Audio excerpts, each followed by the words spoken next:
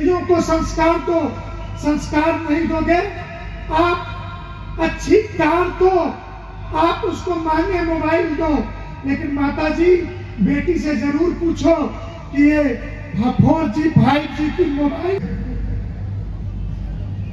काशी से चल करके आया हूं तो कुछ चर्चा तो आपसे जरूर करूंगा। 9:30 हो रहे हैं। गजेंद्र के और आपके बीच में बाधा न बनूं, इसलिए 10 मिनट की अपनी बात को पूरी कर दूंगा। देश का जैसा वातावरण है, धर्म की चर्चा, संतों के चमत्कार, इस पे खूब चर्चा चल रही है आजकल। और आज सच तो यह था कि प्रतापपुरी जी के बारे में मुझे एक ही पक्ष पता था।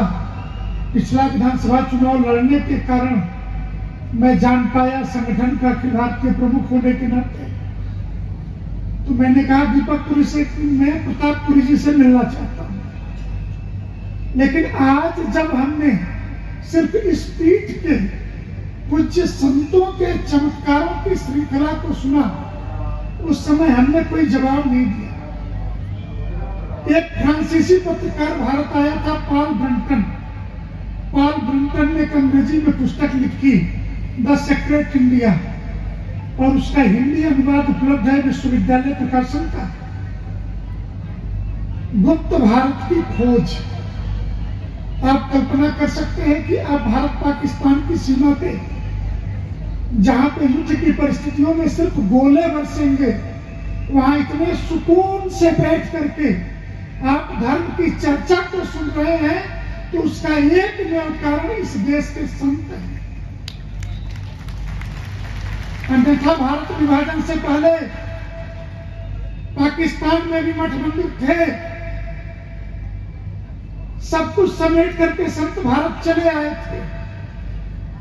मैं राजनीतिक चर्चा करने के लिए मंच पे नहीं बैठा हूं, लेकिन एक बात आपसे जरूर कहना चाहूंगा कि हमारी छोटी छोटी गलतियां, ये ध्यान रखना कि ये हिंदू समाज अगर नहीं रहा तो दुनिया में कोई और बचेगा नहीं, वो प्रलय का अंतिम दिन होगा। क्योंकि 72 हुरों के चक्कर में 73 फिरकों में बटे हुए, कब्र के अंदर गड़े हुए भी कयामत के दिन खड़े होने का इंतजार कर रहे हैं कि उस दिन उनके पाप और पुण्यों का हिसाब होगा। अगर इसी दृष्टि से देखें, जो लोग आपके अंदर जातिगत भावनाओं की बात करते हैं, अभी मनुस्मृतियों को जलाने वाले, मैंने सुना राजस्थान में भागवत गीता जलाई गई थी, और उत्तर प्रदेश में अभी एक सज्जन ने रामचरितमानस जलाया। ये काल में जिन रावण रावण जिस प्रकार से उदित हो रहे हैं, ऐसा क्यों हो रहा है पता है आपको? इसका एकमेव कारण है कि 2014 के बाद जब केंद्र में नरेंद्र मोदी सत्ता में आए, तो मैं कुछ काम आपको गिना देता हूं सिर्फ धर्म की बात करने के लिए, कि उत्तर में भगवत पाद शंकराचार्य की मूर्ति अगर केदारनाथ में प्रलय और विभीषिका के बाद स्थापित हुई, तो दक्षिण में हैदराबाद में कौन जानता था रामानुजाचार्य जी को? कुछ संत जानते थे इस परंपरा को, लेकिन आज 221 फीट ऊंची प्रतिमा, और नहीं तो हैदराबाद को नवाब हैदराबाद के कारण, अथवा ये जानते थे 4 मीनार के कारण। हम तो भूल गए थे कि 4 मीनार के एक मीनार के नीचे मां भाग्य लक्ष्मी का मंदिर भी है, यह भी हम भूल गए थे। लेकिन उस हैदराबाद को भाग्यनगर और विशिष्टाद्वैत के प्रतिपादक रामानुजाचार्य का नगर है, यह स्थापित करने का काम एक राजनेता ने किया। इसलिए उसकी समस्त राजनीतिक शक्तियां इन संतों के चरणों से होकर के जाती। अगर सुदूर पूरब देखें तो कामाख्या के कॉरिडोर का निर्माण, अगर मध्य में देखें तो काशी विश्वनाथ धाम कॉरिडोर का निर्माण। लोग कहते थे ये ज्ञानवापी का कलंक कब मिटेगा? अरे ज्ञानवापी की मस्जिद बड़ी थी, औरंगजेब के द्वारा बनाई गई, और अहिल्याबाई होलकर को जो जमीन मिली वो सिर्फ 2200 वर्ग फुट की जमीन थी, जिसमें अभी का वर्तमान का विश्वनाथ मंदिर है। और कल्पना करिए कि 2200 वर्ग फुट 2200 वर्ग फुट की जगह 5.5 लाख वर्ग फुट में गंगा जी से लेकर के विश्वनाथ जी के बीच में कोई जगह नहीं है, आपके खड़े होने की जगह है। ये किया है इस धर्म सत्ता ने। आप पूछते हैं ना कि एक सिद्ध संत प्रतापपुरी चुनाव क्यों लड़े? चुनाव के चाहे जो परिणाम रहे हो, लेकिन प्रतापपुरी जी के जिस स्वरूप को आज हमने देखा, संत समिति के महामंत्री के नाते मैं एक परंपरा का सन्यासी हूं। मैं इतना ही कहूंगा, इस देश में सनातन धर्म आज बचा है और उन परिस्थितियों में बचा हुआ है जब पूरे दुनिया की मिशनरीज की ताकत, एक अमेरिका का उद्योगपति है जॉर्ज सोरोस, नाम लेके आपको बता रहा हूं, उसने बैठक की इटली में और कहा कि नरेंद्र मोदी की हत्या के लिए मैं $100 करोड़ का प्रावधान कर रहा हूं। आप कल्पना करो ये क्यों कर रहा है प्रावधान कि नरेंद्र मोदी सनातन धर्म को आगे बढ़ा रहे हैं भारत में। ये जॉर्ज सोरोस का ये पाप और उसकी पूरी ताकत को मिटाने के लिए आज जिस हिंदू समाज के संगठित शक्ति की जरूरत है, मैं सुना तो दंग रह गया। इस बाड़मेर जिले में, बगल के सिरोही में, जोधपुर के बनवासी इलाकों में जिस प्रकार ईसाई चर्च मिशनरियां घुसी हैं, मैं आपसे एक सवाल पूछता हूं, अरे जो खुद को कील ठुकवाने से, मरने से बचा नहीं पाया, वो आपकी रक्षा क्या खाक करेगा? जो इस्लाम के अनुयायी हैं, हजरत पैगंबर मोहम्मद साहब के जो नवासे थे, हसन और हुसैन, करबला में दौड़ा करके कत्ल करने वाले कोई हिंदू नहीं थे और अल्लाह ताला उनकी भी रक्षा नहीं कर पाए। आज भी ताजिया उठाते हैं, हाँ हुसैन हम तुम्हारे न हुए, लेकिन जरा सोचो कि तुम किन देवताओं के आराधक हो, किसके भक्त हो। अरे किसी मजार पर मत्था टेकने से बेहतर है कि उस पवन पुत्र हनुमान से मांगो जिसके पसीने में भी पुत्र उत्पन्न कर देने की सामर्थ्य है। अपने इन संतों पर विश्वास करो, अरे उस कन्हैया पर विश्वास करो, छलिया भले कहा गया, उस कृष्ण पर विश्वास करो कि भरी सभा में चमत्कार क्या होता है। द्रौपदी के चीर हरण, दुशासन की भुजा थक गई, लेकिन चीर में कन्हैया समा गया, चीर खत्म नहीं हुआ, द्रौपदी की लाज नहीं गई, प्रकट हो गया कृष्ण, मर्यादा रखी नारी की, उस कृष्ण पर विश्वास करो।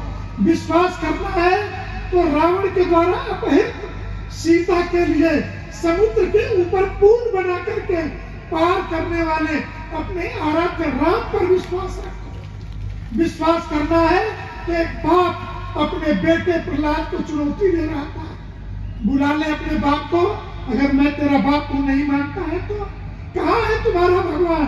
तो हमने तुमने खड़ खम्भे और उस खंभे को फाड़ के प्रकट हो जाने वाले नरसिंह की परंपरा पर विश्वास करो। हम उसी के अनुयायी हैं, कहाँ किसके चक्कर में पड़े धर्म के क्षेत्र में। और एक बात कहते हुए मैं अपनी वाणी को विराम दूंगा। माताओं से मेरा विशेष निवेदन है कि नदी नारी संस्कृति, इन्हीं तीन को धर्म धारण करने का अधिकार, पुरुषार्थ चतुष्टय का जो प्रथम चरण धर्म है। माताओं आपसे एक विशेष निवेदन है मेरा, बेटियों को संस्कार दो, संस्कार नहीं दोगे आप अच्छी कार दो, आप उसको महंगे मोबाइल दो, लेकिन माताजी बेटी से जरूर पूछो कि ये 4G 5G की मोबाइल लेकर के बेटी बाथरूम में क्यों जा रही है।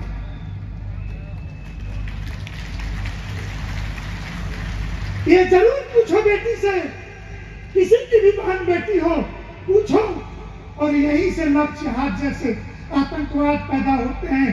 आतंकवाद की श्रेणियां गिनाने लगूंगा, यूपीएससी जिहाद, लैंड जिहाद, लव जिहाद से लेकर के आपके गली गली गांव गांव में एक अंतिम बात कह करके समय की मर्यादा तो मैं तोड़ूंगा नहीं।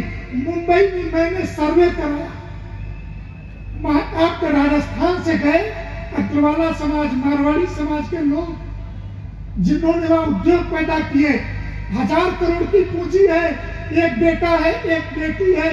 मुसलमानों ने क्या किया, दाऊद इब्राहिम के इशारे पे प्रोड्यूसर को फोन जाता है, इस मुस्लिम लवंडे को तुम अपने धारावाहिक में हीरो का काम दो। एक चिकना चुकड़ा चॉकलेटी चेहरे का लवंडा धारावाहिक में चैनलों पर चमकता है और कुछ दिन के बाद उस 1000 करोड़ के उस मारवाड़ी की बेटी को अपनी जाल में फंसाता है। फंसाने के बाद वो लड़की कहती है, मेरा अब्दुल पापा उस अब्दुल जैसा नहीं है जो काट डालता है। इसके बाद की घटना सुनो, वो शादी हो जाती है, कानूनी रूप से रोक नहीं पाओगे।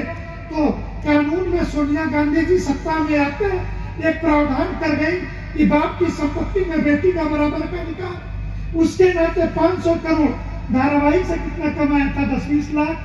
लेकिन एक मारवाड़ी अग्रवाला की और गुजराती की बेटी फंसा करके उसने कितने कमा लिए, 500 करोड़। इसके 6 महीने के बाद क्या होता है कि वो जो लड़का था वो अपने बहनोई के साथ शराब पीने लगता है और उस शराब के चक्कर में एक दिखाया ये जाता है कि ये तो स्वाभाविक एक्सीडेंट था, लड़के की मौत हो गई। अब बोलो कि उस बाप की 1000 करोड़ की संपत्ति उस मुस्लिम दामाद को ट्रांसफर हो गई। अगर इसको रोकना है तो बेटियों को संस्कार दो, मोबाइल दो, कार दो न दो, मुझे कोई आपत्ति नहीं होगी। लेकिन इस षड्यंत्रों को नहीं समझे, अगर धर्मांतरण के खतरों से नहीं आप वाकिफ हुए तो मेरा मानना है न हिंदू समाज बचेगा न ये देश बचेगा। क्योंकि जिन राज्यों में हिंदू अल्पसंख्यक है वहीं अलग करने की बात होती है। कभी राजस्थान, मध्य प्रदेश, यूपी, बिहार कभी अलगाववाद की बात नहीं करता, जम्मू करता है, पंजाब करता है, पूर्वोत्तर के राज्य करते हैं, क्योंकि यहाँ के आंकड़े बताते हैं वहां हिंदू नहीं है।